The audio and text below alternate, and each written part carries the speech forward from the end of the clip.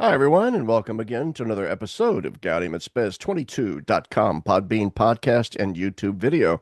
I want to remind people the fundraiser's almost over. We have met our goal, Gott sei Dank, and a big, huge thank you to everyone who has donated. But of course, we're going to continue the fundraiser for maybe a couple more months and then sort of be done with it. So at any rate, oh, and that reminds me, I have to post something on my blog okay. Anyway, I'm very happy and excited today to have a repeat customer to the show. Welcome, Dr. Matthew Minderd. Great to connect from the other side of Pennsylvania. Yeah, yeah, that's right. Well, I'm a Nebraskan, but yeah, I'm That's part where we're right Pennsylvania. now. We're connecting east and west today. I have now officially lived in Pennsylvania longer than I have ever lived in Nebraska, but there's obviously something about where you were raised that stays with you forever. Because when people ask me where are you from, I always say, "Oh, I'm a Nebraskan. I'm from Yeah, Nebraska." that's it. It's like You the know? blue, like that, the whole bluegrass kind of genre. Like there's a subgenre, like going back to the Tar Paper Shack in Appalachia. Yeah, Someone yeah. who's left and kind of meandered, but it's home. So I think there's a philosophical moment in there, in some sense. I was taught as an undergraduate philosophy. Uh, Michael Healy was the guy's name. He's like he was into von Hildebrand, and he believed that there was a whole philosophy of home that needs developing that's in a Catholic way. Well, I thought was very interesting. But anyway, that's neither here nor there. yeah, Dr. Meinerd, thank you. I think this is maybe your fifth appearance on the podcast, fourth or yeah, fifth or fourth or something fifth, like yeah. that. So yeah, you're becoming a regular, and rightly so. I always enjoy having you on the show. Dr. Meinerd is, in fact, professor of philosophy and moral theology at Saints Cyril and Methodius Byzantine Seminary, which is near Pittsburgh, I do believe, right? Right. Yeah, it's in Pittsburgh, How long technically. have you been there now?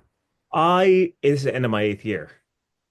Yeah. Yeah, I was just telling CUA they had something in the record. I was asking for something about other students of the same dissertation director, and I said, You guys still have me as an adjunct down at Mount St. Mary's." I said, "I've been at BCS for 8 years. Just Yeah. better for your graduates. What are they doing?" So yeah, I've been Well, been lucky to be there for a long while. very, very good. Very good. I'm glad you're there, in southwestern PA. At any rate, the proximate provocation for me inviting you on this show again was that I did see a YouTube video that you sent to me uh, of you doing an interview on the Eastern Catholic reception of the Second Vatican Council. Now, this blog of mine, as well as the podcast, is obviously very interested in the Second Vatican Council. I know that's not popular these days. Oh, it's a failed council. Yeah, It's get beyond passe. it. No, Yeah, get beyond it. yeah, you boomers are still stuck on Vatican II and all that kind of stuff. Sorry, it's a valid ecumenical council. I believe that it had profound theological insights. And despite what the rad trads say about its multiple ambiguities that created a Trojan horse in the city of God, that was the name, what is that, von Yep. Hildebrand's book? Von Hildebrand, yeah. Yeah, and who I respect and who I love, but I've actually never read that book, Trojan Horses. Yeah, I think I think I've flipped through my copy. I mean, I may have read a bit of it in my I've more like got it. yeah. I've got it, but I thought I don't want my memory of von Hildebrand, who I love and adore, to be, in a sense, besmirched by. Although I think what he was talking about in the book was certain permutations of the council afterwards, more than Yeah, anything he was else. very much he was involved, I think, also in some of the early liturgical. We'll call it like super conservatism because I don't think it has traditionalism attached to it really, but That's he right. was involved in that. So, and I don't know how much of it was liturgically focused or on the other bits. I stick it somewhat in the vein of Maritain. Well, it's a stronger than Maritain's Peasant of the Garonne because Maritain actually Yeah, reads the council and just says he's like these are documents in which a Thomas can rejoice, right? He laments what's yeah, going on at the time. yeah. So, at any rate, lots of people have lots of opinions about lots of things when it comes to the Second Vatican They Council. do. Many flat. And for better or for worse. I am certainly not blind to the faults of the council. I myself have criticized certain conciliar naivetes and so on. We'll get to the Eastern reception of the council in a second, and I don't want to talk too much, but I just want to remind people in putting Vatican II in its historical context, in order to account for what I consider to be its overly optimistic, almost naive belief in modern Western style liberal democracy, and that we can dialogue with that. We need to remember that every single bishop at the Second Vatican Council was it was a survivor in some way of World War II. I mean, the fact is, the council started, what, 17 years after the end of the war. We're further beyond 9/11 than they were from World War II. And 9/11 still is haunting our memories in so many ways. And so I think in many ways, the council fathers looked around the world and said, we need to hitch our wagon in some way to a non-apocalyptic, more congenial form of the faith that can dialogue with this modern world. Otherwise, catastrophe awaits us. But that's neither here nor there. Well, no, I want to That's add something. I want no, to add no. You something. go right ahead. We No, can 'cause I start had a there. Then let's student. start I there. just start there. I mean, I don't know. We'll see where it goes. No, I had a student who surprised me because when I teach in Catholic social teaching at the seminary, that's where I teach the Dignitatis Humanae. I teach that over there instead of in the Vatican II sequence. And one of my students, really bright, perceptive guy, he commented on the optimism that's in there. Just like there and in Gaudium et Spes. Sometimes, the world's getting close, the world's coming closer together, means of communication or drawing people together as though you're just going to go beyond kind of sectarian issues, right? But he made a point. He said, a lot of these European bishops, not only coming out of the war, right? Because the cynic could say they have PTSD, right? There's a certain cynic that would say that. But he said, you basically have got a bunch of countries that are all in the midst of being rebuilt west of the wall, right? Yeah, yeah, They're effectively in this mode of collaboration among nations that were warring with each other. That you've got new bonds that are developing internationally. Like there is a sense in which if you come out of Europe's fragmentation for hundreds of years prior, that it does seem starkly different. The amount of collaboration. I mean, we tend to forget that because like we could say stuff about politics now, but like scorning the fact that we've managed to keep Europe a somewhat unified bloc, even for all the problems of the EU, yeah, is not a minor affair. So it's not for nothing. You could look at that and have a certain hope, right? yeah. That's just a thought. He said that. He said I was just because he's going to be a military chaplain, and he was doing something in a leadership class that had some talking about the Reconstruction, and he said I just had that on my mind. Like they're in the midst of the end of that Reconstruction period. I don't know, just a No, thought. I think that's a brilliant insight. It's the era, the United Nations at that point is not very old. It's the era of a renewed collaboration among nations. And we have to remember, it wasn't just World War II. I mean, World War II followed within just 20 years of World War One, which Mhm. was a catastrophic and stupid war that destroyed uh, a certain European cohesiveness, actually destroyed the old world in so many ways and created the modern world. It was just a century of genocidal catastrophes Yeah, and and the all the cold. revolutions. Like think about all Oh these yeah. questions of identity. I tend to think the Pan-Slavic movement, but there's all the other stuff on the continent. I mean, yeah, Yeah, long. and you still have the Cold War going on, and I mean it helps to explain why the council didn't come out with guns ablazing against communism Mhm. and so on. Once again, trads condemn Vatican II because they didn't condemn communism strongly enough. As if everybody didn't know that the Catholic Church was opposed to Anti-communist. Soviet-style It was, but the Church had to worry about the status of Catholics in those Eastern Bloc nations. Yeah. Okay, in places like Ostpolitics. Yeah, the Ostpolitik wasn't just cowardice. I'm sorry. You and I are both strong personalities. I'm not trying to jump on top of you. I'm just oh saying I no, agree go, go, vehemently. go, go. I agree vehemently. That's all I'm saying. Ostpolitik wasn't just because Paul VI was just weak in his will later on. I don't know the details of it, but it's understandable. And we can also look backwards with a lot of clarity, Yeah, right? Like looking backwards through the, prism of the 80s and 90s back, is a very different vantage point. People's his people are too ready to weigh in on what they would have done in an era they weren't called to live in. But anyway, that's a mansion of being vexed. yeah. But the net result was, I think, Yes. that all can agree that the Second Vatican Council was sort of naively optimistic When it got about, into the political stuff, especially, I think is where we can say it, right? yeah, exactly. There was, even in throwing around terms like aggiornamento,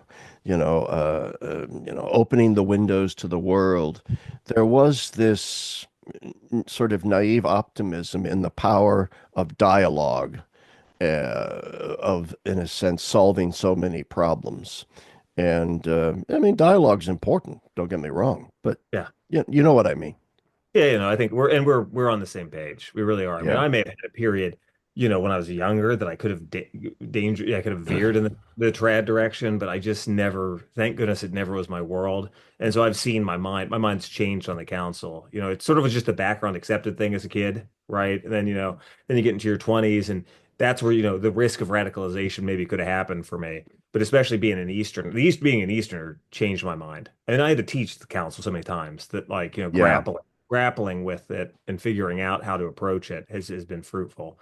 Um, Yeah. yeah. Anyway, but Okay. that's So I think that's a good clearing of the point that we're when we're being positive, we're not being naive about what the '60s were like. But again, I tend to see those sorts of things we're talking about in those sections that touch most on contingent matters, right? Like that's what the second half of Gaudium et Spes, which is really yeah, like a social encyclical, right? Because it's got that kind of big gangliness to it's it. like But Pacem Terrace. that's it. No, it's a re-echo of Pachymenteris Yeah. in many ways, right? Yeah.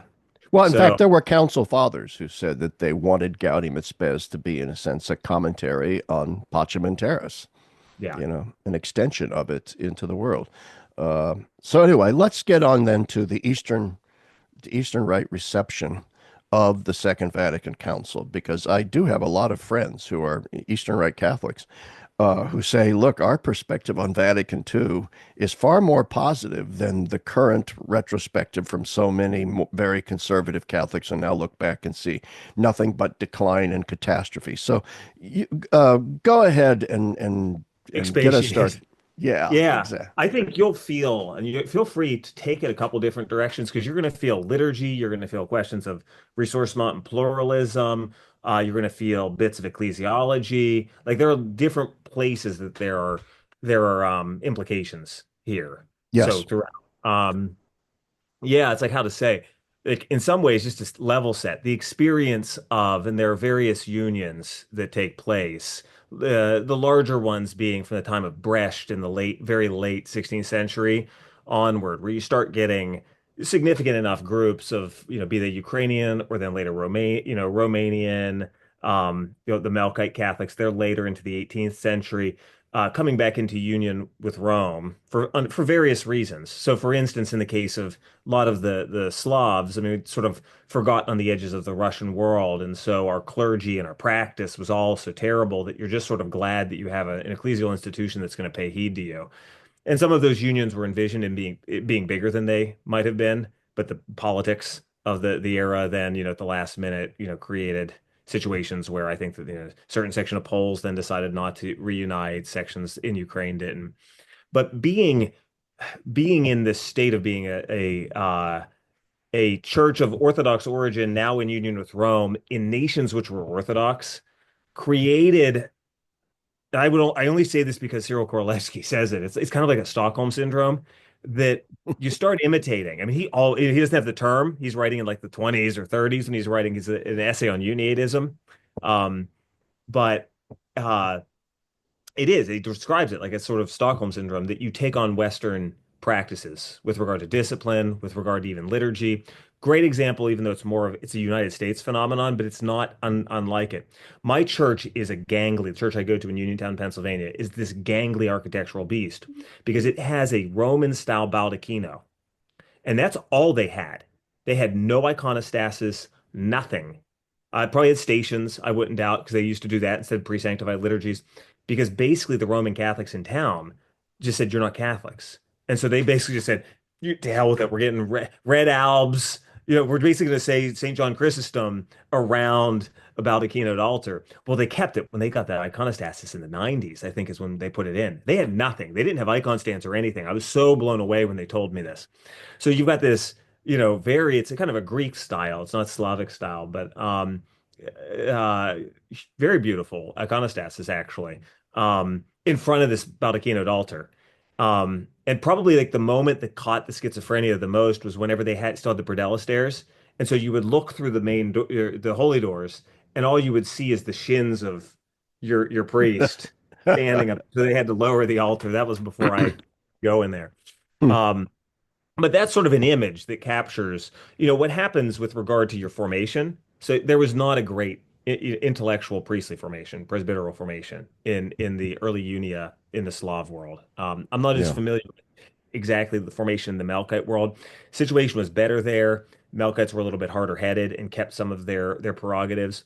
Rome, to its credit, tended to rule on behalf of the churches in union, but the local bishops could not, the Roman bishops couldn't stomach seeing themselves as peers with these, as would be called by both sides, Why is uniate. that? I mean, I think it's effectively a kind of cramped ecclesiology that can't quite figure out what to do with something that's not Roman. Let's, I do think about this a lot. Think about what the Baroque church is like, Yeah, right? It is hunkered down in not being uh Protestant, right?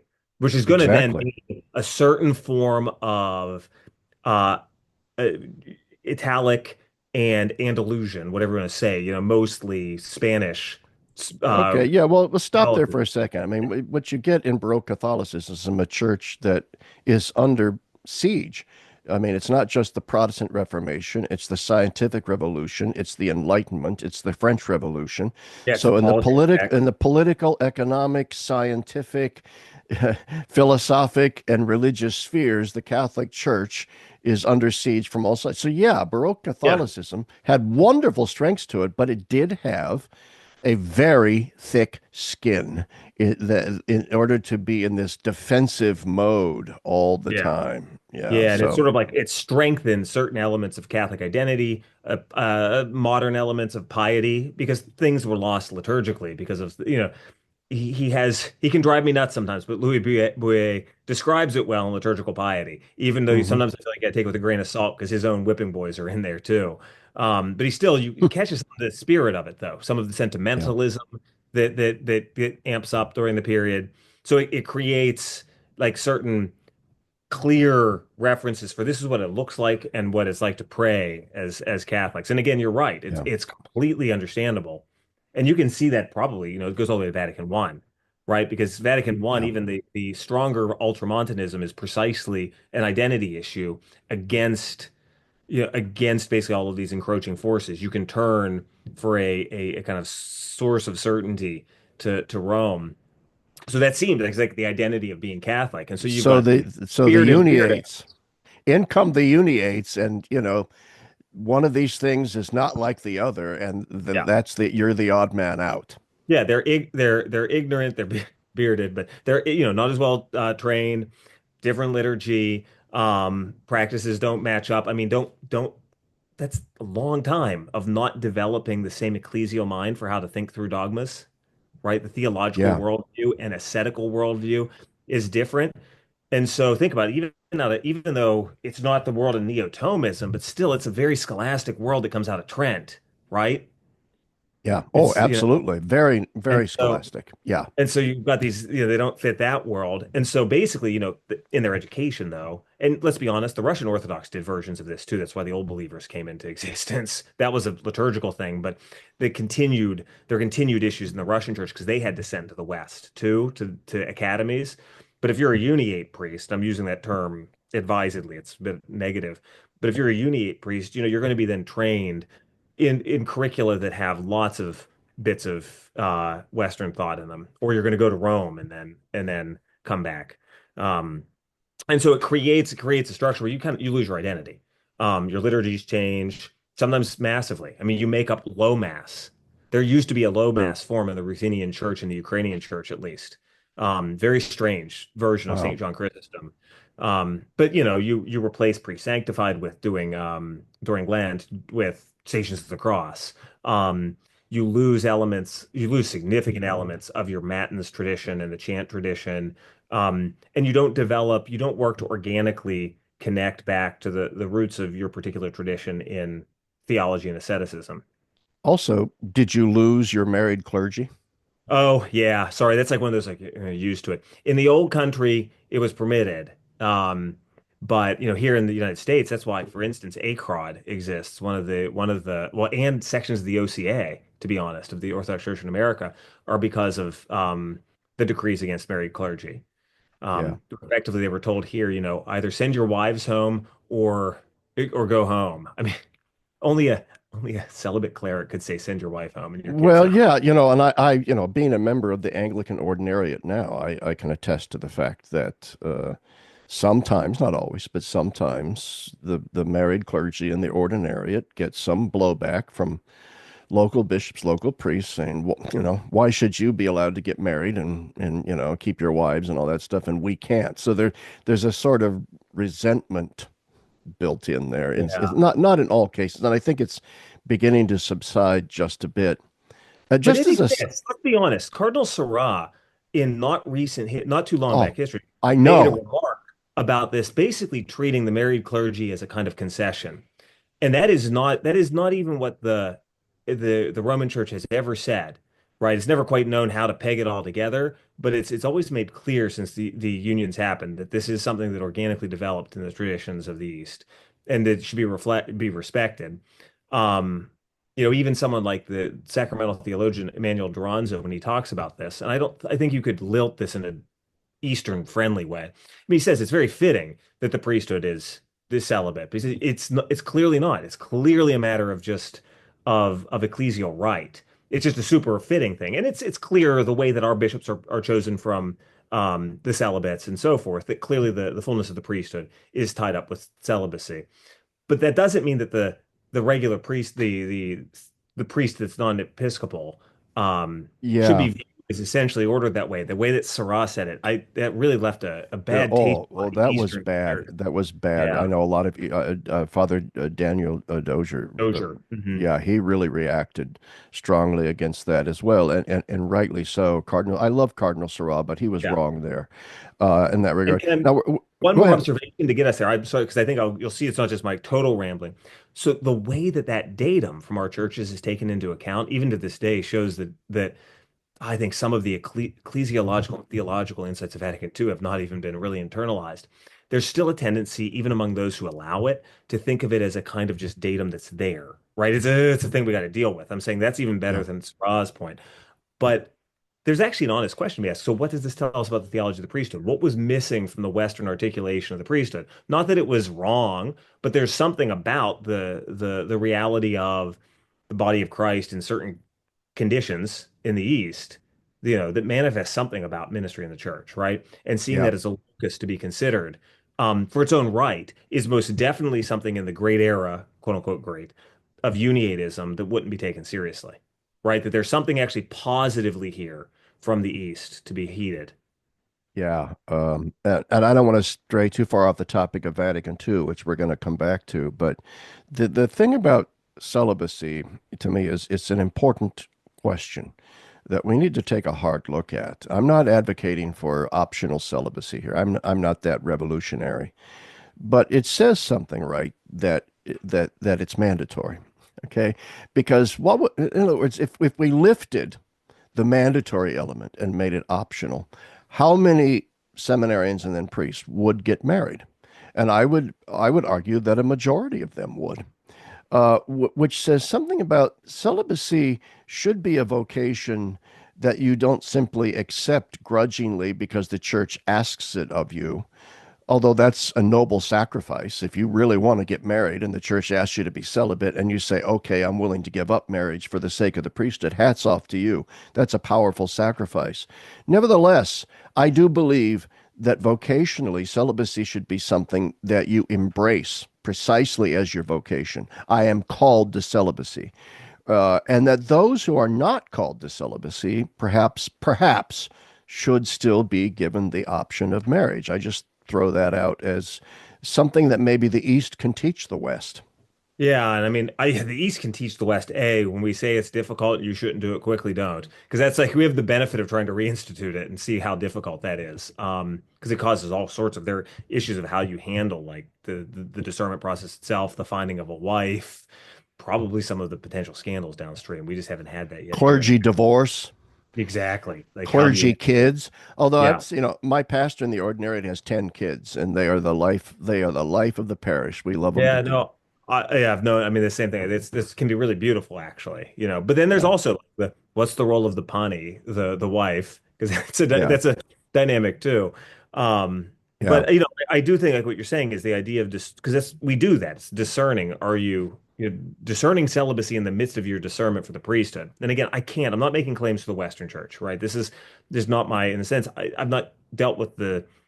I don't like getting into those polemics. You know exactly what those polemics are like, Oh right? yeah. Oh yeah. There are details of history that just make me nervous because I feel like everyone plays with those details of history.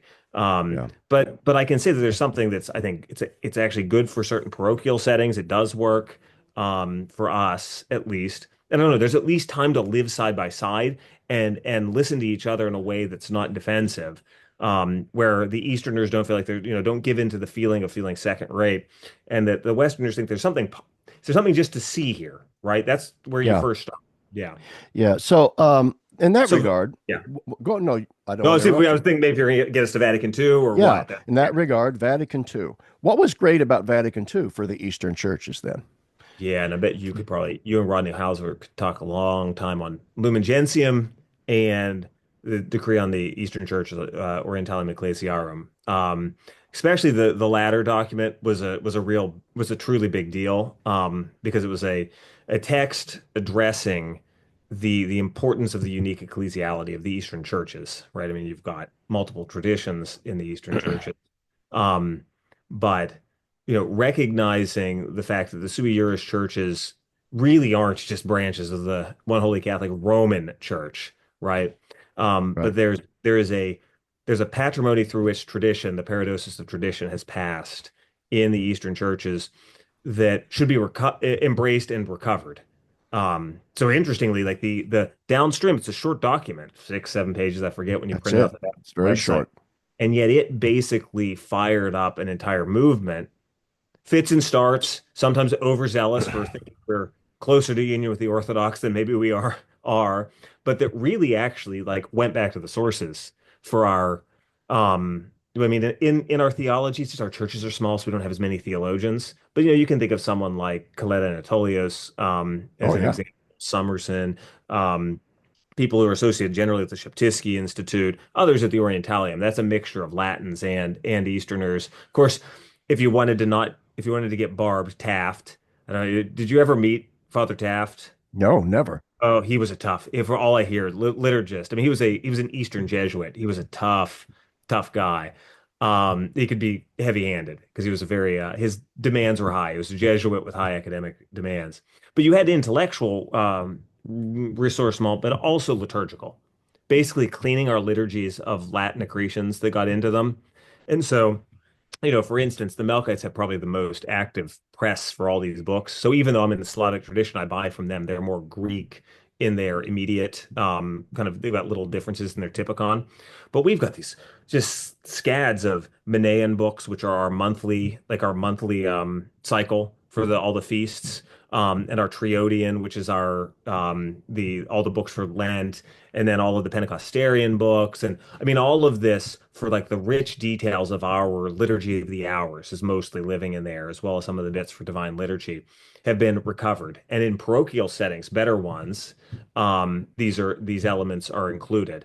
You have the American phenomenon where like parishes, and my parish suffers with this, truth be told, where you have cultural Catholicism, and it feels like a Greek version of what we probably both would complain about in the experience of sort of the beige Catholic world. Yeah. Um, but churches that have like even a decent formation will do more of either matins or vespers, and these texts have been, recovered. I mean, they were extant obviously before, but there's been a much deeper appropriation of that and a real sense that like you do something different when you try to form your clerics. We're trying to at BCS without any real models to figure out what it looks like to form clerics.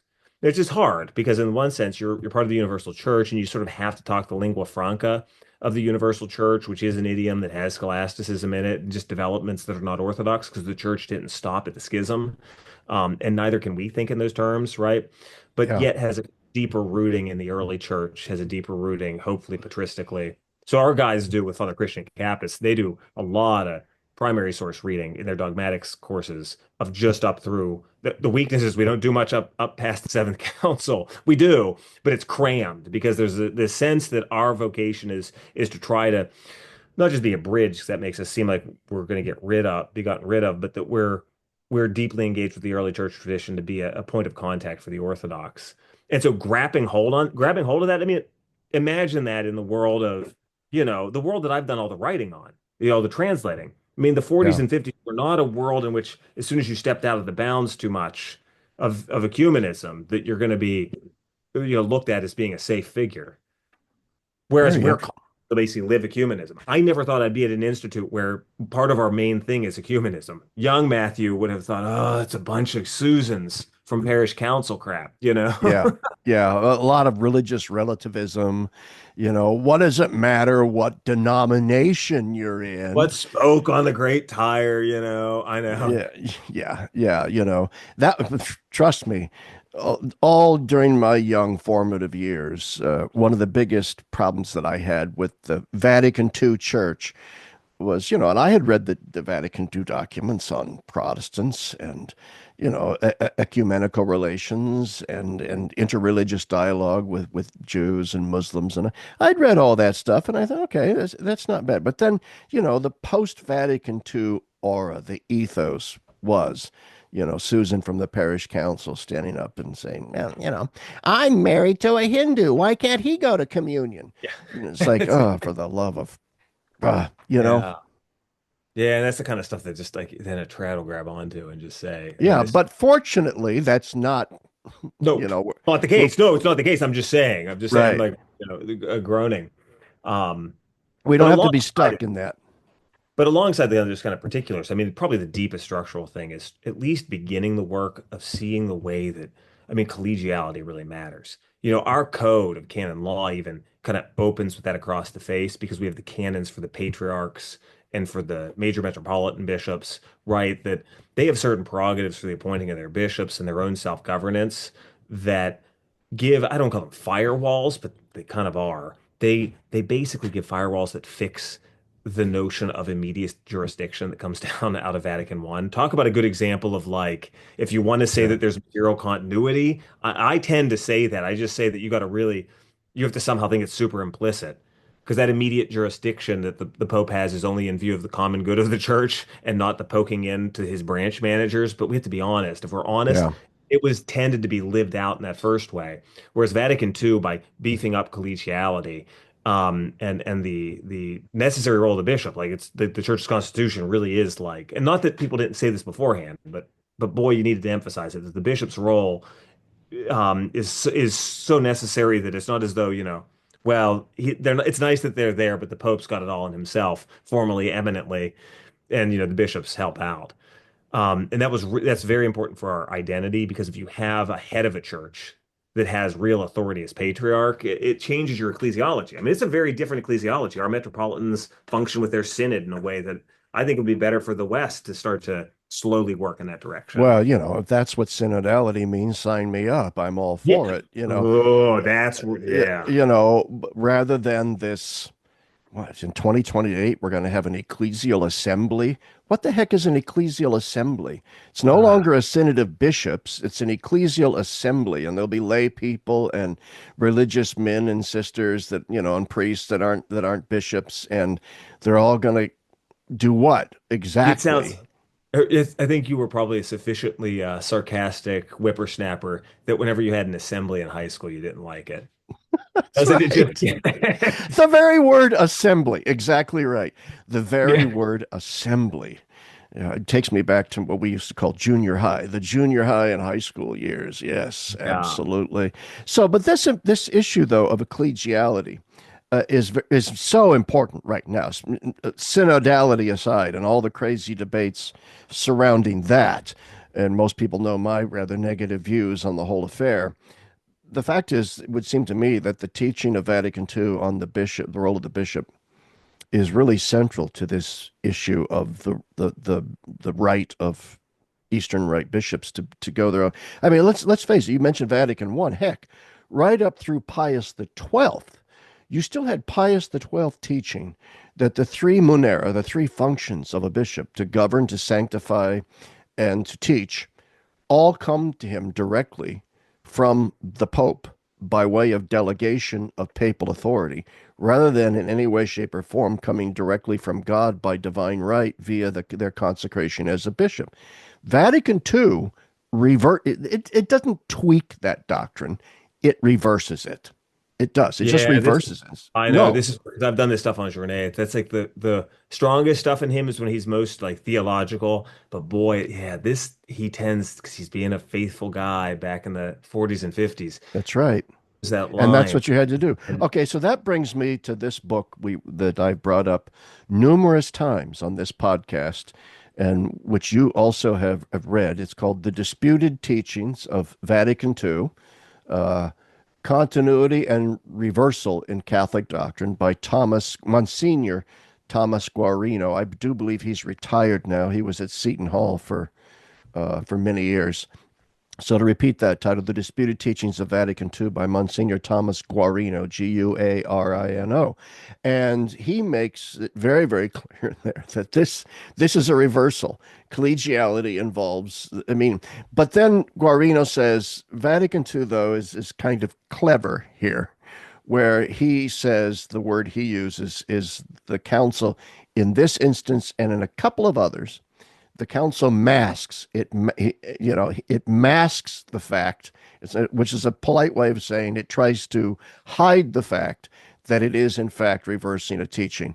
I mean, we have to remember Vatican, and I'll let you talk here. Vatican II was in some ways the product, as all councils are, of a consensus of different points of view and commit.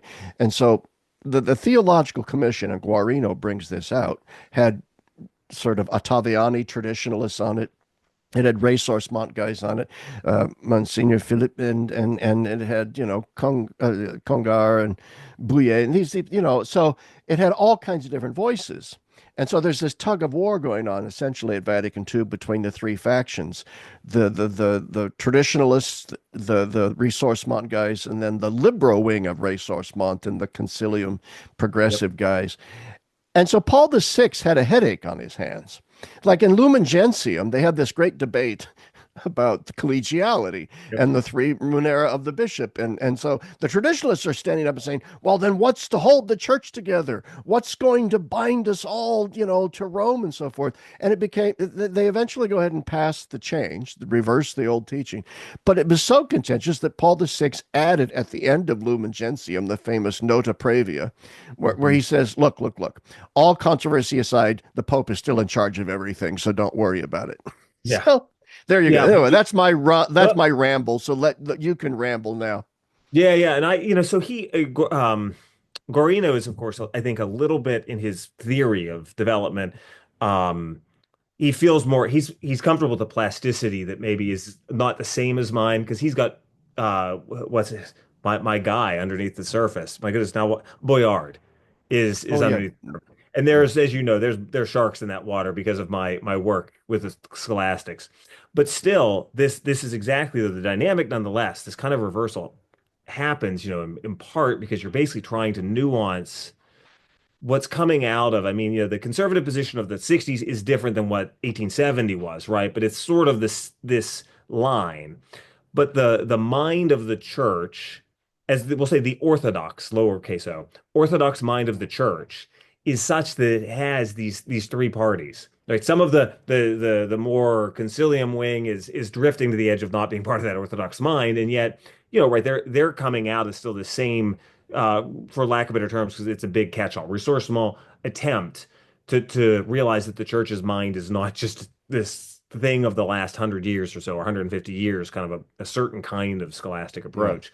And so you have to put that mind of the church in the declaration, the mind of the Orthodox Church, right? So yes, is it simpler whenever you're just specifically doing canons that are very clear? Sure, absolutely. But the tug of war is actually part of like how you have to receive the document because it's precisely saying it's not just ambiguity for the sake of this party and that party, right? It's trying to articulate that you can't be Catholic without holding these things together, but trying to figure out, how to say where implicitness ends and where it was just a case of non-definitive teaching. And it's probably actually interlaced, to be honest, right? Like Yeah. the immediate jurisdiction, you can come up with a case where the Melkite patriarch is refusing to do something that's affecting the universal church.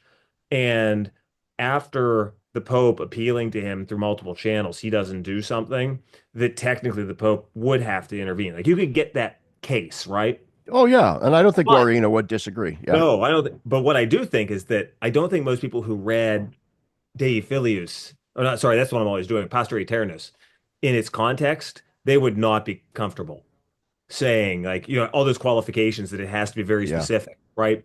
And that makes you think then that whenever you have the declaration of a kind of ecclesiality, there is something that's pretty significant in that meat. There's a big marbled piece of that meat that really is changing in its articulation. And I often think it's like I think we confuse sometimes. Like we tend to take as a block. This is one definitive teaching to be held with divine and Catholic faith or ecclesiastical faith, as they used to say, or whatever. Level one, level two infallibility. And in fact, what it is actually there are several things involved here with a couple dogmas that are really high level that like the Pope does have that jurisdiction. And yet all the baggage of how to think about that is basically something that's non-definitive and has to basically be reversed. Does that make sense? Oh Like, yeah, yeah. It yeah. does. It Um, does. because like I tend to want to have more continuity. I mean, in the sense that I want to be able to figure out like there are these bits I have to keep because I don't want to have a deposit that changes. Right. We Well, don't as want to yeah, it's that's right. related to synodality stuff, right? We don't want to be reading in the spirit of the time something that now changes it.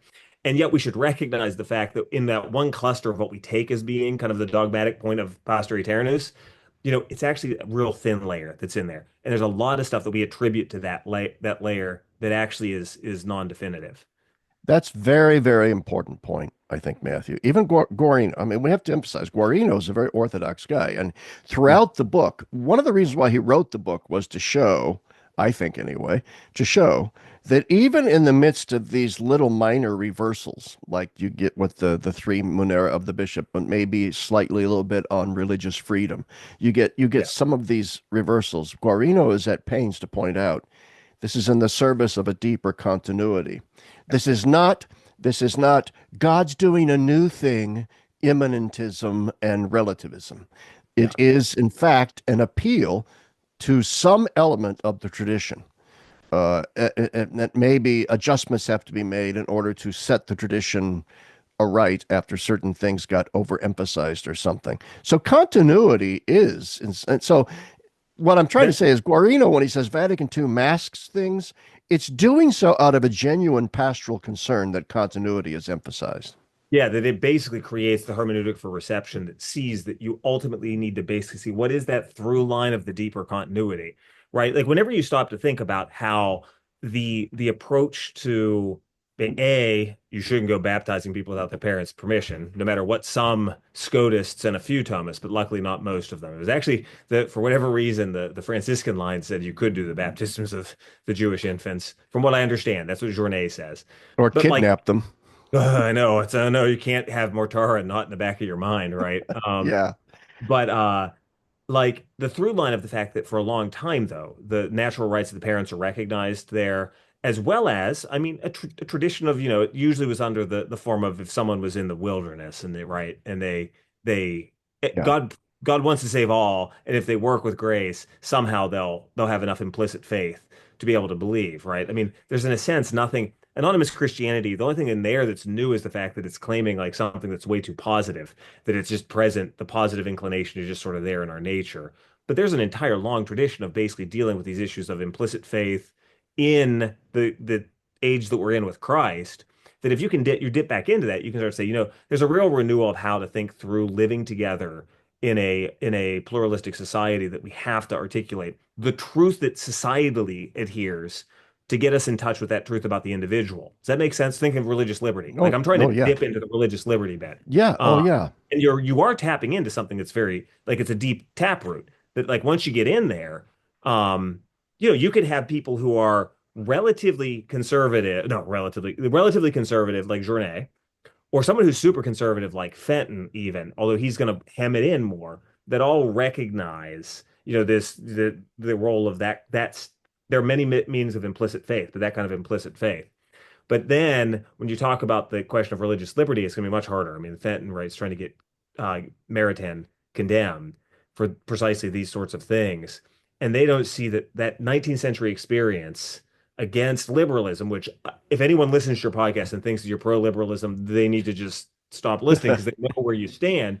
The Yeah, experience of liberalism, though, led to some of those classic texts about religious liberty that, guess what, were probably in their form, in their specifics, they needed reversed, right? yeah, But it's like the branch was still there, right? You still to talk yeah, about an integral humanism a la Maritain is still to talk about an integration of a non-sacral Christendom. It's still a yeah. kind of Christendom, but it's a non-sacral influence Oh, no of doubt. I mean, what so we're talking about, I mean, there's no such thing as a state that isn't integralist. They yeah, all one way or the embrace other. one way or the other. So we're just talking about different kinds of integralism, Exactly. Yeah, and exactly. so yeah, so you get Pope Gregory's, coming out and saying, and Guarino mentions this, the concept of religious liberty is, absurd. He calls it an absurdity on Yeah. its face. It's like, okay, that is what you're talking about. The construction of the idea here is deficient. But then remember, Gregory's reacting the freaking sorry, No, no, 19th exactly. century, 19th century, he's reacting to the French Revolution, for crying out loud. Yeah, and religious liberty seen as a true um, just indifference to Oh yeah, the right. liberté, more than indifference, almost an outright hostility Yeah. to things, an anti-clerical hostility. It implies a radical, aggressive secularization of everything. And this is the context in which, popes are swimming. All right. And so yeah, they're going to say, well, if that's what religious freedom is, if that's I what don't it want any is, of it. Exactly. If it it's is, I don't want it. absurd. Yeah. Yeah, we can't have that.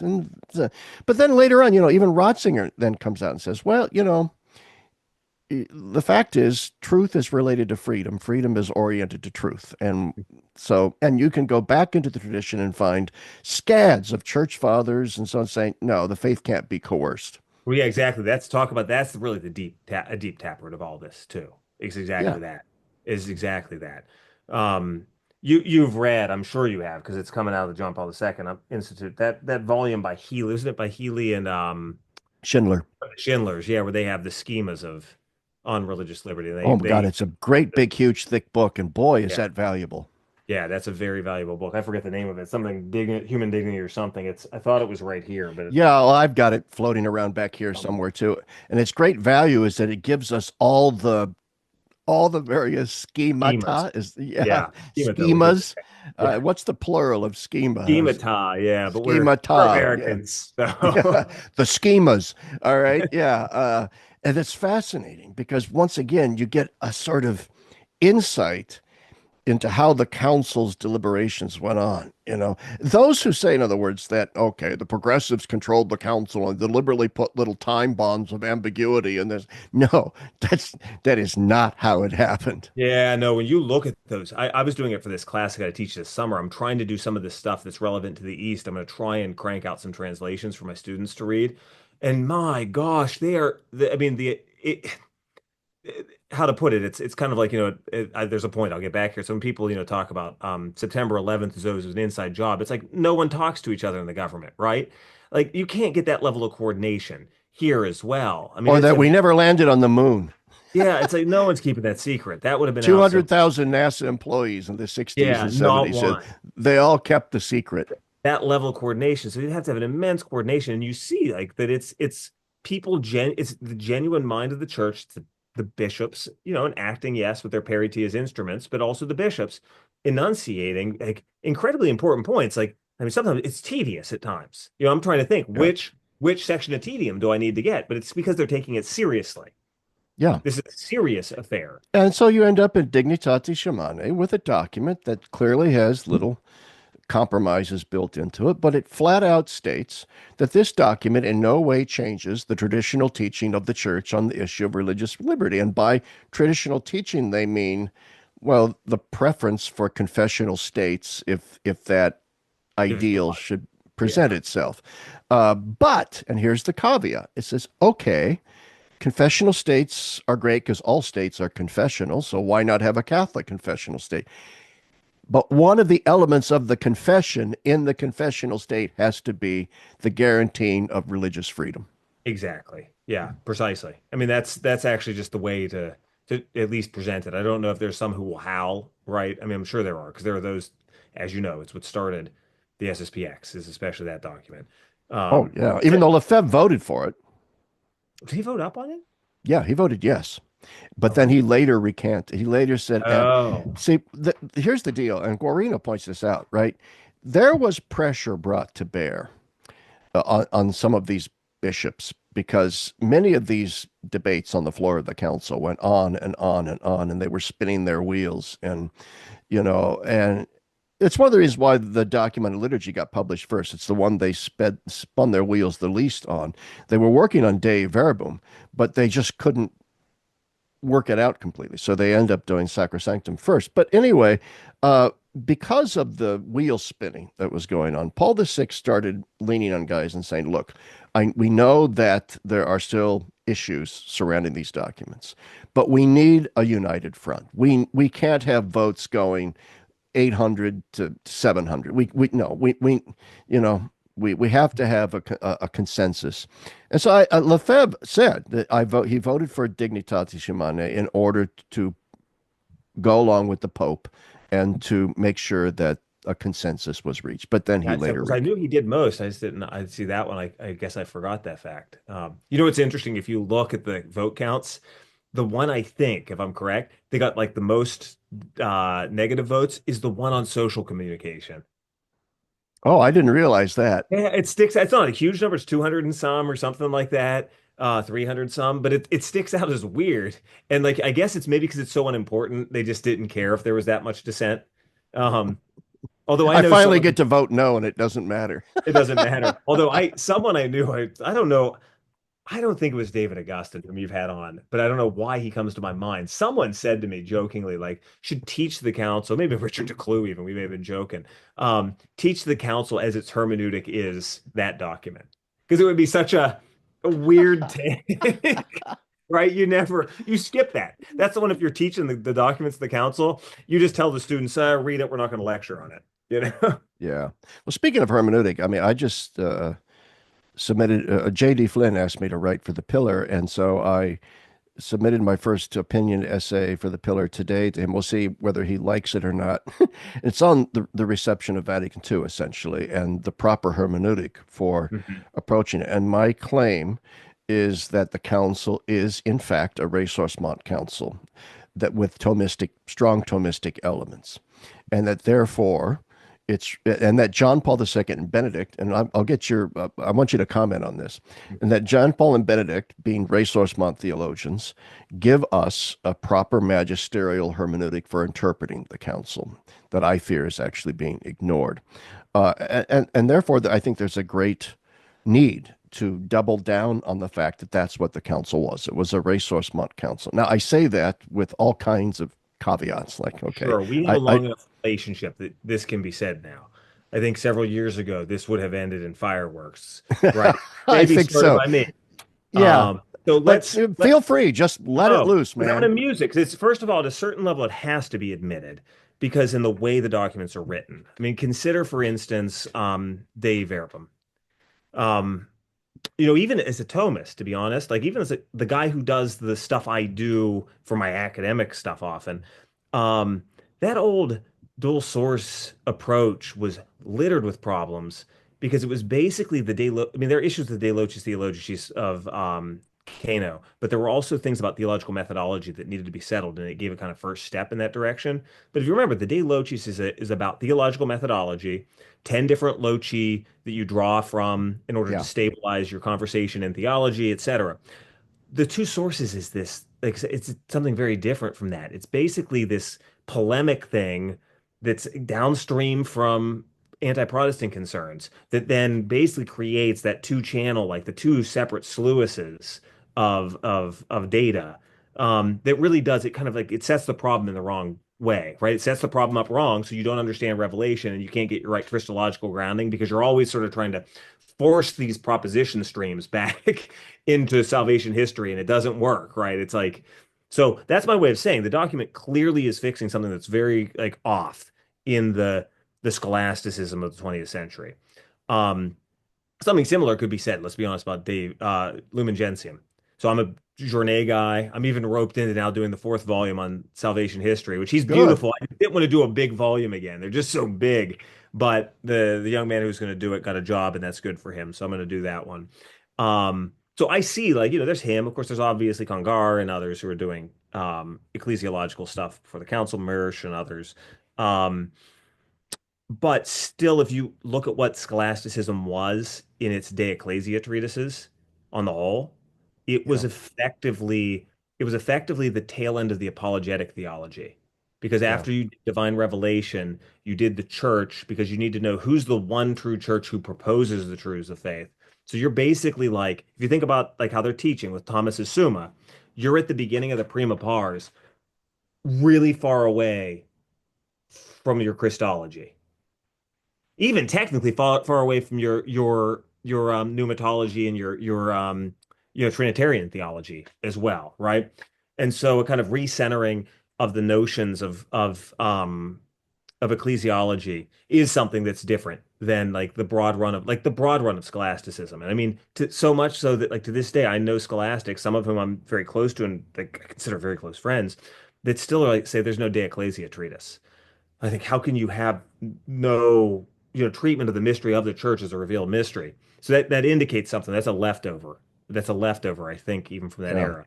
That's my way of like recognizing it's clear, and we could do this for some other documents too. It But is the kind still, of even if it's clear, all well, right, I want to that, well, no, I'm yeah. sorry. Go ahead. I'm No, sorry. because I really want to push this point because I think it's good for you and me to have this conversation because I'm curious and I think it'll work out fine. I think we're on a good place with it because I didn't just concede that by way of ad hominem, like to argue to the man, to argue to your point. Those I really think that's true. I think you cannot look at those documents and others. Orientalum Ecclesiarum, they're Resource-mont. Um, how does one stop this from seeming like what you're claiming, and you're not, would be a kind of declaration of victory by a school at a council? Because you know what, Thomists do this, where they will basically annex the authority of Thomas or the authority of the church for themselves or for the Thomist position. And they're stealing authority, right? So this is a real thing Thomists do, right? That they will Thomisticize the deposit of faith in order to steal the church's authority for their theological school. Explain to me how you're not doing that. I know you're not. So I'm Well, literally saying it. that's very interesting because in my article that I just wrote, I pointed out that the development of church doctrines in various ecumenical councils involve two things. It involves the exercise of ecclesial authority, and properly so, but it definitely also involves theological arguments. Yeah. And that those theological arguments do work their way into the conciliar teaching. So, even though Athanasius was not a voting member of the Council of Nicaea and hadn't written his major works yet, the fact is the Council of Nicaea has a certain, and using terms like homoousios and Trinitarian doctrine and so on, it has a certain theological framework in mind. And as such, that theological framework does in fact now get blessed and occupies a privileged space. And that is precisely what then gives the church's doctrines, puts fire in their equations, is there is a specific theological mind. Later on, then, once you get the medieval scholastics, you see, from medieval scholasticism on into the 20th century, you see doctrines being formulated in a Thomistic and scholastic mindset. Right. And there's nothing wrong with that. Those were the best theological arguments at hand. And therefore, Leo the 13th is right and other popes are right. There's a privileged space that the Thomistic synthesis occupies because the church has elevated it into her doctrinal apparatus. And I would say Vatican II is similar. Mind you, none of that precludes the fact that we're dealing with mysteries, that we're dealing not with a hegemonic statement, this is the only possible theology that one can pursue in these contexts. But nevertheless, that's the milieu. And I think that's Vatican II's milieu. This is the Council of De Lubac and Danielou, and sadly, to a certain extent, Ronner. Uh, you know, you Sorry, that know, reflection was great. but Um, it's the count, and to a certain extent, the Council of Newman. Hmm. Okay. And I don't think that we should be squeamish about saying, "Oh my goodness, now we've just excluded a whole bunch." No, no, because it's inclusive. This is the focus, but it's a focus that opens up into other avenues, which is why I think your research is very important, which is why we don't actually ultimately completely disagree about some important things, because I agree with you. One of the problems with the whole Resource-mont movement and reaction against a kind of straitjacketed scholasticism, however caricatured that is, that's how they viewed it. That threw the baby out with the bathwater in many ways.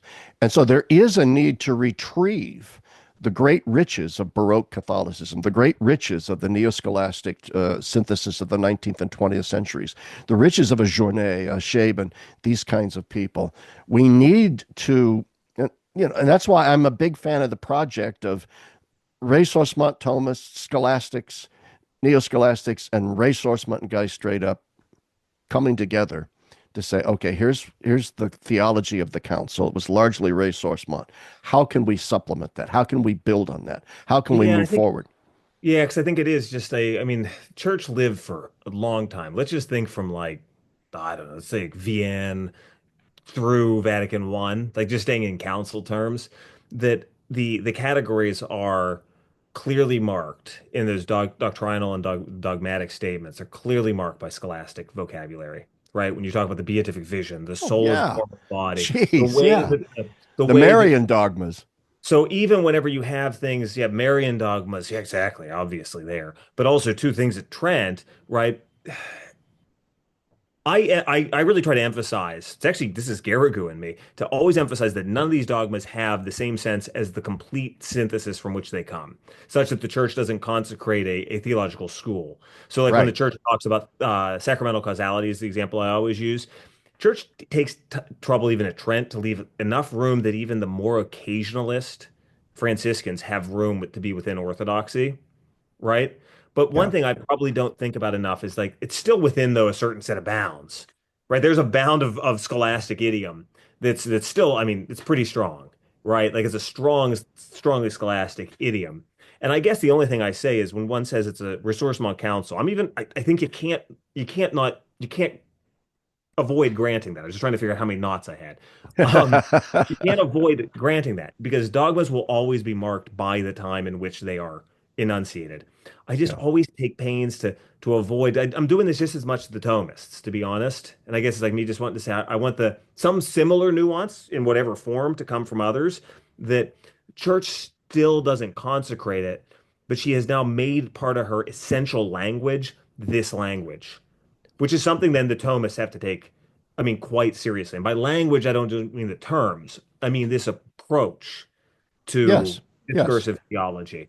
I mean, I actually think too. I mean, trying to figure out because we've got different idioms because of our training. So I mean, you were a Balthazar guy, and I'm a guy who came through Maritain, Garrigou, Journet, etc. Yeah. Others. I think that there's room actually for agreement there. I used to get really on edge when I'd hear Bishop Barron say something like that. I would say this sounds like you're proclaiming the victory of like the boots on the neck of the scholastics. Submit to the canons and approach of a single school. But I tell you what, Matthew, you have been good for me in this regard because I was, I mean, you called me out on it, and I really took a step back and said, you know what, Matthew is right. That I glibly promoted the caricature, that, the arid, dry, neo-scholastic manuals were just a lot of BS and rationalism, and there wasn't a whole lot there, and they controlled the Holy Office, and they were repressive, and blah blah blah. You know the whole narrative. You know the narrative better Yeah. than I do. And I promoted that, but I realized that because that was wrong. I have issues with the theology of Sure. many Yeah. elements of that. Nevertheless, the church, to borrow a much overused and misused phrase, the church is a big tent. Yeah. No, it is. And I'll flip that. So mine weren't public like you. I was the beginner and I was emailing. It was probably around the time, like a year before maybe I emailed you. I emailed Matt Levering once. I think I made him super nervous. I can't believe he kept talking to me. But I basically said, the day that the Communio people kneel on the front of the Basilica in DC and admit that they were nasty to the Thomists, I'll finally forgive them. And, he said, he's like, you can't go demanding this of people. He's trying to talk me down from my youthful indignation. Um, and I mean, I've changed as well in this regard. Like I used to get angry at that Yeah. uh, from Barron, and probably whenever you would say something. I mean, that was never quite Oh your yeah. idiom. You do say Well, that, I can but feel for it. I mean, I get my dander up whenever people trash Balthazar with stupid caricatures about he exactly. believes Oh, everybody goes to heven and therefore he doesn't believe in sin and blah blah blah. exactly. It's It's like, that. oh It's man. exactly. It triggers that same response that you have there. That's what it is for me. And it's Dr. Daniel Drain. Oh yeah, he was a Yeah. student of mine. He and I, the first time we met when I was up there, oh yeah, I forgot he was an undergrad of yours. He Yeah. talked to me about, I mean, even the sort of the important place Balthazar played in him personally in his life, Yeah. just sort of the events of life. Um, and it hit a real chord with me. I still remember sitting where I was up at Rochester talking to him because that's what it was for Maritain for me. Like Ah. it just solidified a certain like an approach, right? And then it's amazing. It's kind of like talking about like going home at the beginning of the Yeah, podcast. that's right. Sometimes your kind of fundamental bent in your home is then there. And I mean, the church needs to recognize this. This is not foreign to what we talked about with the Easterners, right? This is not like oh well, we're finite creatures and pluralism is the miserable condition of humanity. There's a certain kind of pluralism that is, I mean, it's de jure called for by being human. And Yeah, learning how to be if every piece of the body wanted to be a pancreas, it would not that's be good, right. you That's know? right. So that's my way of saying. I mean, these years of kind of the back and forth with you and I have changed my perspective on these things as well. Probably there's a certain confidence that comes with developing your own voice. I'm sure some of that's maybe less strident, but I mean, I really think I've Yeah. sort of because I think the same thing as you actually now about John Paul II and Benedict. There's a part of me that thinks that basically an entire generation of people who are younger need to they need to live through the implementation of the council through John Paul II's papacy, right? I Oh, mean, they really do. yeah, I wish that I they, just I had an article in the Register, National Catholic Register, a couple weeks ago on the anniversary of John Paul's death, where I tried to get younger readers to get a feel for the fact that an older dude like me, 66 years old, who lived through the post-conciliar, what George Weigel calls the silly season, and it really was beyond silly. It was actually awful. To understand, and I was a seminarian in 1978. To gather around the TV in our seminary TV room, there was no internet, and because the white smoke had come out, and to see this young, dynamic, charismatic, Orthodox Polish Pope come out of the loggia of St. Peter's Basilica, I cannot tell people enough how inspiring a figure he was, and how he really did, not completely, obviously, but he really did. Let's put it this way: he stopped the hemorrhaging. All yeah. right. You talk about the church as a field hospital. John Paul was the triage guy out there, staunching a bleeding artery and saying, okay, at least let's get the bleeding to stop and then let's build from here. And he And let's be did. clear, he built too, though. I think that's what's important. You Well, see this, yeah, but I was going to say, and it went on that's from fine, there. exactly. Because it's you don't want to give too much rhetorical room to people say, well, fine, like right, he was what was needed during the bad season. I think that in order to understand who we are in the church, I mean, it Yeah. is very necessary. And this is a change in me, Larry.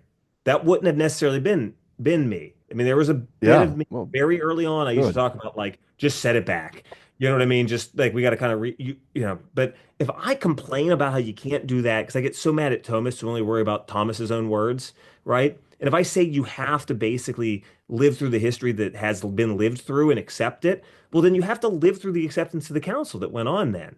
I mean, I don't know what to do about the last 10 years. I mean, there's something very nice about being in the East where I don't know if I made this joke on your podcast before or not, but it's a bit like, the beginning of Fiddler on the Roof. May God bless the Pope and keep him far away from us Easterners. The rabbi. Yeah, that's But I right. don't know what to do about, the status of the reception of the council now. But like that arc that was clearly evident in the papacies of John Paul II and Benedict the XVI have to be appreciated in a way that's sometimes Yeah. uncomfortable for Thomists who take serious like an earlier Thomism.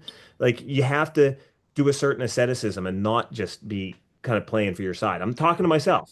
right? What That is your view? I mean, now that I've got you here, and I appreciate that. And yeah, John Paul then went on from staunching the bleeding to actually that's it. Yeah. a deep construct his encyclicals, his apostolic exhortations, Yeah. a whole body, a I know. massive I just body, randomly read profound the Economy teachings. again. It's But like the not as long Economy as I have you here, brought me up. I mean, and you're a Thomist. What do you think of the Lublin Thomism that formed the mind of John Paul?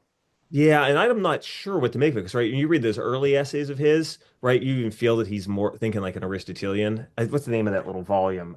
Person in Community. Yeah, Uh, See, I never did a deep engagement. I mean, I am convinced that you did that an engagement with phenomenology is something that's actually very necessary. Basically because intentional existence is not taken seriously enough among scholastics. But I mean, like the being of thought, the being of the basically the being in which culture and history live. Like yeah, it's our particular way of being intellectual. And I mean, I think that project, at least in general, is important. I don't know what to make of the results of Lublin because some of the translational walls are, of course, high. terrible. Um, The first yeah, translation of the acting person or the title, I mean, exactly. just horrible, horrible Yeah, but translation. like clearly something's coming out of there. Like his theories with regard to action theory, what we would call like Yeah. agency, I think are just so spot on correct. Well, Like that's good to hear. I'm glad to hear that because I'm not but it's at all. difficult stuff because it's getting into a zeitgeist that's Yeah, like it's the conversation that's going on. There's an interesting mix, but I sort of lament that world's passing away. I think that the younger generation sort of yeah, looks askance at that project because some figures probably need to wash out among the phenomenologists, right? Whoever wants to say who's important and not. But I'm so convinced that the study of intentionality as intentionality is really important. And I'm basically echoing conversations I've had with fellow grad students who I think did. yeah. And that's important. And it's especially important for scholars, theologians like myself, who, I mean, a lot of what we end up devoting ourselves to theologically is also the result of a certain temperament, a certain personality. And I have to admit that one of my youthful aversions to scholasticism is that I just generally have an aversion to very, very analytical, close, philosophical argumentation. I find that tedious. Like that's why I never made it all the way through any of John Paul's writings on the topic of moral agency and stuff because it's just so precise, so Hmm. it just my mind. I'm a big picture guy, which is why Yeah. I like the lyricism of a Balthazar, Lovely. the Mhm. poetry of a Balthazar. But I think temperament plays a role in a lot of this, I and think you it is. need both. You need Well, both. The precision that the scholastics bring has been lost in favor of a kind of lyrical poetry, which we needed. But now we need some of that precision back, and guys like me are not the guys to bring it back. no, and I worry that I mean it can swing to I hope it doesn't swing too much to the precision so that we get a kind of neo-Baroquicization of things. Yeah, you don't want You effectively Suarezsian. need both. Hmm? You don't want propositionalism and all that sort of syllogistic deductions from the first truths of dogma and all that. I mean, that's all important, but Well, you have that's to have not. a way. You have to have a way of feeling the breath of charity in your theology. That is seeing the unity of the truths because they are truths and they're expressible, right? So they've Yeah, got they're quasi-propositional in some supernatural sense. But you have to have, I mean, the breath of experience. Maybe is the better way to put it. yeah. My boy Terrell, and he's not really my boy, I but you know, yeah, that article you sent me. Oh my God, that was good. isn't that a You weird? sent Like, me an it's article, wild as you go through those sources. Like as yeah, you and read David them, I was Augustine sent me an article and Terrell at the same time, Yeah, I and I heard because we're read reading this both. book, and we're sort of coming in two different directions. Like I'm shooting a little bit of my own camp a little bit in that article. Um, I mean, importantly noting the way that some of the dogma issues in Terrell have their echo in Ronner. I think Because so. but But he's in the this midst the of re thinking apocalyptically. He is David. yeah, he That's is, the kind and of but project he's working on, and that's necessary because you need to unveil what is in the zeitgeist, is much like that the kind of Runnerian total lack of content for the ascent of faith. That's the problem. oh, absolutely. You nail it. You nail it, Matthew, because here's the deal. the reason why a certain scholastic precision, even an element of propositionalism, is necessary, because if you don't have that, you end up with the Tyrrellian modernist notion that doctrines are simply the kind of epiphenomenal flotsam and jetsam of a deeper prelinguistic, ineffable religious experience that is inarticulable, really. Yeah, there's a this grad student who's working on some practical science in John of St. Thomas, but he said this jokingly. He says it's the kind of like, you know, about something else in a different figure, but it's like D-list Bergson. Like it's cheapened down, right? It's like, I've um, never heard that. That's good. yeah, well, he's young, 25, makes me feel old. Like I try to give him cultural references, but he was talking now. He was actually being unfair, unfair maybe because we were both there's something in Blondel that I was reading, and he's like, "This is D-list Hegelianism." I mean, he's very pro Hegel, but he was like, he wanted like the full Hegel. He's like, Yeah. Hegel already said that better, you know. I was like, Well, just like not all forms of living a religiously rigorous life are Jansenist, and Mhm. not all accounts of the relationship between the faith and history are Hegelian. You know, Exactly. Yeah. it's No, yeah. absolutely. I often find people are too quick to ascribe. Well, there are Hegelian influences in Ratzinger. There's Hegelian influences in Balthasar. Yeah, they're all dealing with Hegel. Yeah, They're because Hegel was Hegel in the Geist of that period before Hegel wrote. Maritain has this line in a lecture where he says it's better for Hegel to have written Hegelian ideas that people are thinking already than for them to be floating around inarticulate in the yeah, philosophical air and not be articulated. Because it's the encounter with I mean the encounter with historicity in both the physical and cultural domains and the importance of it was something that had to be faced. yeah, Not absolutely. that it And hadn't been totally unknown, but boy, the depths of it and how deep it goes down into the fibers of like what it is to actually be a finite being really had to be yeah, faced up. speaking of getting your dander, one of the things that gets my dander up is the accusation that Balthasar is like crypto-Hegelian, when in point of fact, as Cyril O'Regan points out in the Heterodox Hegel and the Anatomy of Misremembering and so on, you know, the entirety of the Balthasarian project can be conceived as a kind of anti-Gnostic, anti-Hegelian Oh, mhm. sort of move on Balthasar. He's going to take these Hegelian categories and he's going to create an orthodox rendering of those things that, in a sense, then defangs Hey, defangs Hegel. It takes his yeah. weapons away from him. Is that But the is that what is that called? Is it heterodox Hegelian? the heterodox Hegel, that was Yeah, an that's early what book. this student's on my case. He says I got to read it. He's going to give me a copy. It's an Oh, extra it's a copy. tome, baby. It's a tome. I mean, Yeah. it's up there. And then the anatomy of misremembering. I love Cyril O'Regan. I think he's just a damn genius. And It might surprise you. I almost wrote on Hegel. oh, you did. Patient. I was in a Hegel class, in a phenomenology of spirit class, but I'd already written my proposal. So, you're not in a place where if your proposal's almost passed, you're not changing topics. But I came up to Anton Barbacay. He was teaching at CUA at the time, and I said, what's the German? I mean, you have a German on Oh, this. did Like, he write A Web of Our Own Making? Anton yeah, he did. Barbecue? Yeah. Yeah. Oh, He that's a was a great he was a book. very good. I just heard about this just maybe 2 weeks ago. I didn't realize he Yeah. had written it. He Yeah. was a really good pedagogue, actually. He's one of these, like I think it was St. John's for his undergrad, so he has that kind of close reading ability. He taught phenomenology of spirit really well. And I said, is this mitten? Is this middle in German? Whenever he keeps talking about the middle, I said, I mean, this is all syllogistic deduction. I said, is there stuff in the literature? I thought about writing a paper for the semester. He said, I don't actually know of any like significant research. I said, there's something there. I mean, he really means all of this in the logic. I mean, like figuring out like what he's doing with that it's a middle term is what it is. The middle term between certain states Yeah. Oh, of yeah. consciousness. I'm like, I can't believe no one's written a thing. He's like, do you want to write a dissertation on it? I said, I never thought I would say that I really think that's interesting, but because of how good this class is, I'd probably jump in if I don't have a meeting tomorrow to just get my boring, I want to pass dissertation approved. Matthew, have you ever tried to read Hegel in German?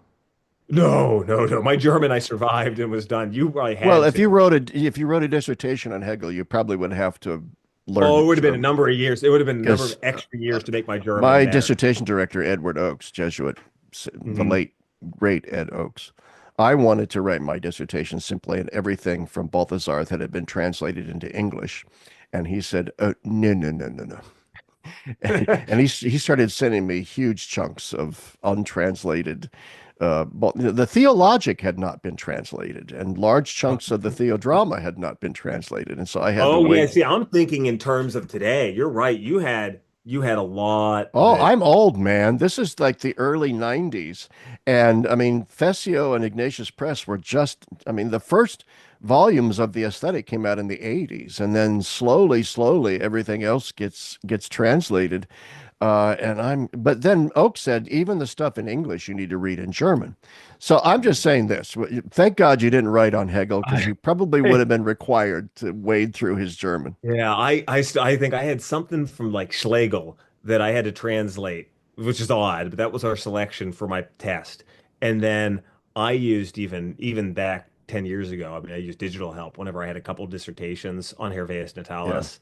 Luckily my literature was mostly Francophone, thank goodness. Yeah. Yeah, but to show how much I've gone to seed, it would be very difficult for me now to read Balthazar in German. Hmm. I mean, I haven't.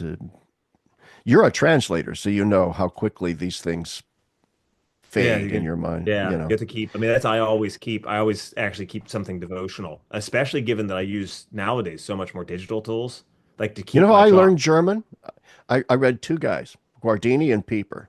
That's how I Oh, I learned was thinking German. deeper. When I was studying for my test, I would because I usually would for my tests, I would pray the breviary in whatever language I like for my grad school test for Yeah. language. But the Germans have some kind of copyright on that, so you can't get it on iBreviary. They're like Well, trying just to a, they can't squeeze money out of enough sources, you know? But Peeper I would read because oh there yeah, was a very lucidity. clear. And Yeah. a word of advice to all young grad students out there who are trying to master a foreign language. A great way to learn a language is to read that language in the Bible, to read Uh-huh. the French Yes. Bible, to read the German Bible, because for more than likely you know most of the passages Yep, you already. know the So story. That's you can, yep. as you're reading along, you can back engineer. Oh, that's what that verb is, and oh yeah, Yeah. that's what that. That's Anyway, very we're no. like all over the Yeah. place now, No, but simply that's because that's good advice. That's still good advice though. And read it yeah. out loud. Get it in your Or ear. Tim I Newton used learned to always get Spanish. it I lived in the Dominican Republic for a while, and I learned Spanish down there. And I learned that one of the best ways to learn Spanish, anyway, was to watch children's cartoons in Spanish because the language is so simple. All Yeah. right, it's a very simple. You learn very very basic vocabulary and verbs watching children's cartoons. Yeah.